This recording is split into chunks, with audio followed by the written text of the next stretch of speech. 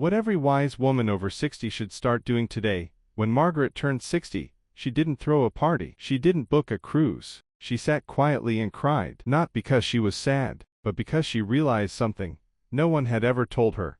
This is the beginning of her most powerful chapter. Margaret had spent decades being a wife, a mother, a caretaker. She had cooked hundreds of meals, folded thousands of clothes, listened to every complaint, wiped every tear except her own. But on her 60th birthday, something shifted. She whispered to herself, "Now, it's my time." The first thing Margaret changed, her mornings. She stopped waking up for others and started waking up for herself. A slow stretch, a cup of chamomile, a quiet moment by the window. This small act, just 20 minutes apiece, made her feel alive again. Part 2. The power of movement. No, she didn't join a gym. She didn't sign up for Zumba. She simply walked. Each step was a conversation with her body. "Thank you," she'd whisper, "for carrying me all these years." She stretched in the living room. She danced in the kitchen. She moved for joy, not for numbers. Saying no without guilt. After 60, Margaret learnt a magic word. No. She used to say yes to everyone even when her heart screamed no. But now, she chose peace over pleasing, rest over rushing, boundaries over burnout. Part 4.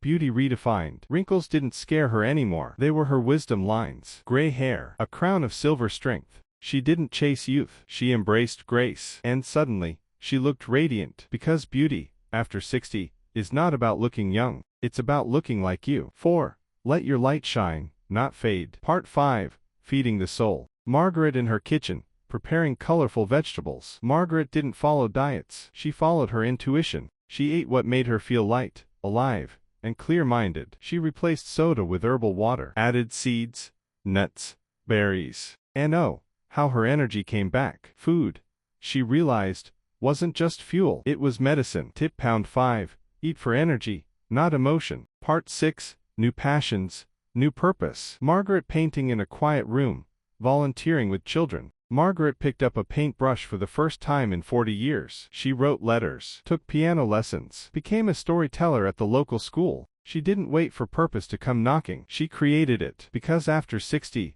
life isn't over. It's richer, fuller, and finally, yours. Part 7.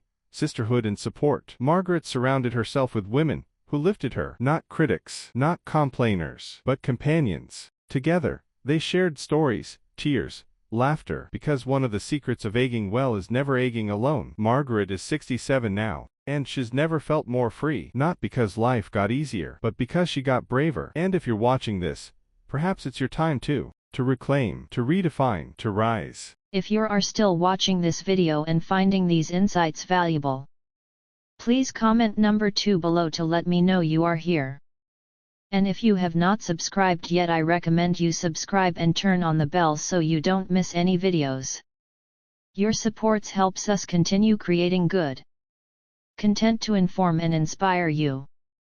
If Margaret's story touched your heart, click like, share it with a friend over 60, and subscribe for more soul-nourishing stories. Because this is just the beginning. Gentle and reflective, at 65, Elaine sat by her window every morning, watching the world go by. Cars, birds, clouds, everything moved, except her life. Widowed, her children grown, friends, busy with their own routines. She often asked herself, is this all that's left? Until one ordinary Tuesday, Elaine changed the course of her life, with a single, small decision. Part 1. The wake-up call. Elaine watching old video clips of her younger self, laughing and full of energy. That morning, Elaine opened an old video on her phone. She saw herself, dancing at 40, laughing at 25, fearless at 18. She paused the clip, stared at the screen, and said softly, "I miss her, but she's still me." And just like that, something stirred inside. Not regret, but hope. Part 2. The promise to herself. Elaine writing in a journal. That evening, she lit a candle, took out a notebook she hadn't used in years, and wrote, "From today, I will start living again, slowly, softly, sweetly." She didn't aim for perfection. She aimed for presence. It wasn't about chasing youth. It was about embracing now. 1. Make a promise to yourself, not others. Part 3. A new morning ritual. Elaine watering her plants, playing old jazz, stretching. Elaine began waking up with purpose. She didn't rush to her phone. She reached for the sun. She'd stretch by the window, water her beloved lilies, and play her old jazz records. Mornings became sacred. Not silent anymore but soulful. 2. Create a morning that welcomes you. Part 4.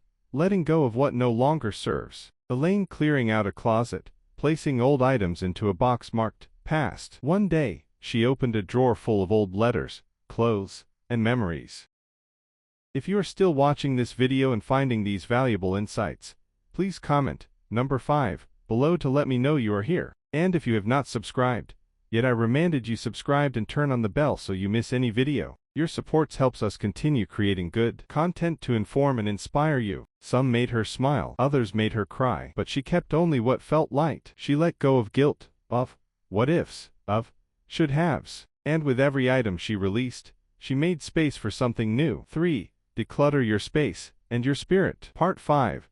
Saying yes to newness. Elaine signing up for a pottery class, hesitantly at first. When she saw a flyer at the corner cafe for a pottery class, she laughed. I'm too old for this. But then she caught her reflection in the cafe window and smiled. You're never too old to be curious. That class gave her more than clay. It gave her connection. 4. Try one thing you've never done before. Part 6. Connecting with others like her. 2.5 minutes. Elaine having coffee with other women her age. Laughter in the air. Elaine met Janet, 70 and fabulous. Patricia, 62 and feisty. And Leela, 68, a poet in secret. Together, they built a circle, not of gossip, but of growth. They shared stories, recipes, fears, and dreams. They weren't alone anymore. They were seen. 5. Find your tribe, however small. Part 7. The joy of little adventures. Elaine on a solo bus trip to a nearby town, taking photos, eating ice cream. Elaine didn't fly to Paris. She didn't climb a mountain.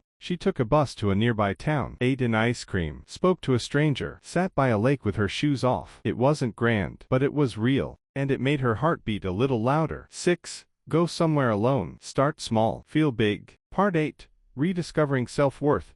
2.5 minutes. Scene. Elaine writing affirmations, looking in the mirror with a peaceful smile. Elaine stopped chasing approval. She stopped apologizing for taking up space. Every morning, she'd look in the mirror and say, I am still growing. I am still beautiful. I am still me. And the more she believed it, the more others saw it too. 7. Speak to yourself kindly. Daily. Elaine walking through a park, wind in her hair, smiling, warm and uplifting. Elaine is 66 now. She hasn't figured it all out, but she wakes up curious, sleeps with peace, and lives every day gently and honestly. She isn't trying to be who she was. She's becoming who she was always meant to be. And maybe, just maybe, so can you. Call to action. Soft piano music, smiling photo montage of Elaine with friends, painting, reading. If Elaine's journey reminded you of someone, maybe even yourself, like this video. Share it with a sister, a friend, a mother. If you are still watching this video and finding these valuable insights, please comment number 5 below to let me know you are here. And if you have not subscribed yet, I reminded you subscribed and turn on the bell so you miss any video. Your support helps us continue creating good content to inform and inspire you.